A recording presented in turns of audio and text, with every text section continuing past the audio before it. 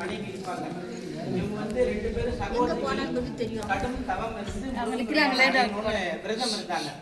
அதுல வந்து உணவு அருந்திட்டு முருகப்பெருமான விரதம் இருந்து மேற்கொண்டு அவங்க வந்து தேவலோகத்துல பிறந்தாங்க. அவங்க வந்து தெய்வ யானை.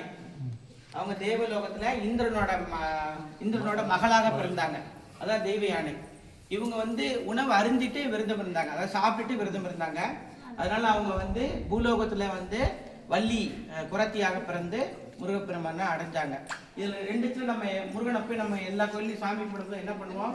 முருகா அப்படின்னு சொல்லி சாமி கும்பிடுவோம். அதான் எது வள்ளி எது தேவயானைன்றது நமக்கு தெரியாது.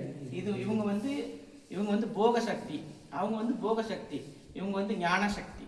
இந்த ஞான சக்தி நமக்கு கிடைக்கணும்னா யார் வள்ளி யார் தேவயானை நமக்கு தெரியணும் இல்லையா? வாழ்க்கையில வந்து போகமும் வேணும் மோட்சமும் வேணும். அந்த தன்மையை வந்து நம்மளுக்கு கொடுக்கக்கூடிய தெய்வங்கள் தான் இவங்க 2 பேரும். அதனால தான் முருகப்பெருமான் வந்து 2 மனைவியாக இருக்கிறாங்க. இவங்க பூலோகத்துல பிறந்தவங்க. அதனால கையில தாமரைப்பூ வச்சிருக்காங்க. தாமரைப்பூ எங்க விளையும்? பூமியில விளையும். அதே மாதிரி இந்த மலருக்கு பேர் வந்து நீலோத்ப மலர் அப்படின்னு பேர். நீட்டமா இருக்கு பார்த்தீங்களா? இப்போ இந்த பூக்கும் அந்த பூக்கும் டிஃபரன்ஸ் தெரியும். இவங்க வந்து தேவலோகத்துல பிறந்தவங்க, அவங்க வந்து பூமியில பிறந்தவங்க.